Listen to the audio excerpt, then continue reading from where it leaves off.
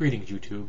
As I've mentioned in the past in another video, I think that requiring students to recite the Pledge of Allegiance is an empty and pointless gesture.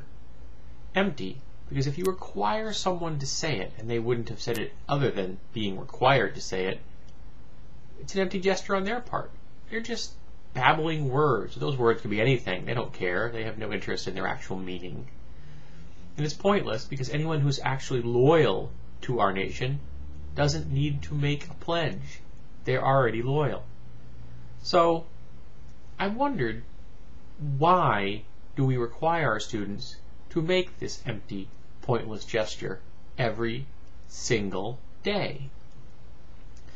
I know that when I was in school, I didn't recite the pledge. I stood up along with my classmates, and I just stood there, and I believe what the position was called a parade rest. And when the pledge was over, I'd sit back down. But I wouldn't recite it, because it meant nothing to me. My allegiance had nothing to do with that pledge. Whether I did or did not support my nation had nothing to do with the words I was being forced to recite. The reason I bring this up is a 10-year-old boy in Arkansas has decided that he shall not stand to say the Pledge of Allegiance. And the reason he will not stand is that he and his family have a number of friends in the gay community. And I'm going to quote this. "I've always tried to analyze things because I want to be a lawyer," Will said. "I really don't feel that there's currently liberty and justice for all."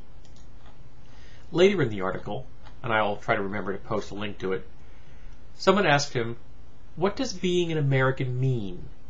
"Freedom of speech," Will says, even without stopping to think. "The freedom to disagree.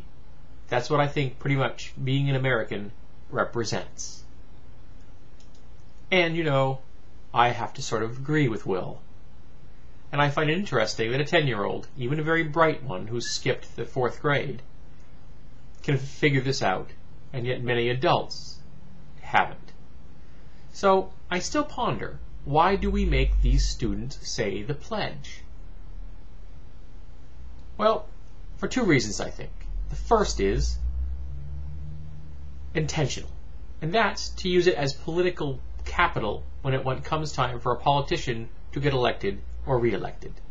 Because I really think that it's a great hot-button issue. It's meaningless, it's pointless, it's never going to change, and yet a politician can use this to help get elected or re-elected. It's an empty gesture on their part as well. And the second is an unintended consequence. And that would be, it gives people something to use in protest, just like this 10-year-old boy.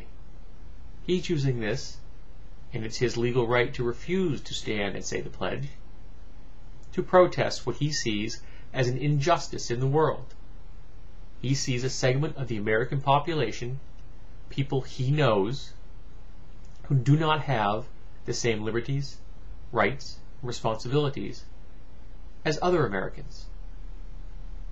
And that, of course, is an injustice. It is an act of prejudice and bigotry. And even a 10-year-old can figure this out. Now, I'm sure there are going to be people who say that, oh, it's his parents put him up to it. Well, I have no idea if they did or didn't. The article says that it was his idea. That he decided that because he has friends in the gay community, that he should support them. So until someone can show me otherwise, I'm going to believe when the child tells me it was his thought. Because he's not saying something here that's degrading others. He's not stepping on someone else's rights. He's just asking our nation to live up to the ideals that we are all supposed to live up to. And that isn't asking much. That isn't asking much at all. And yet for some Americans, it seems to be a monumental task to look around them and see equals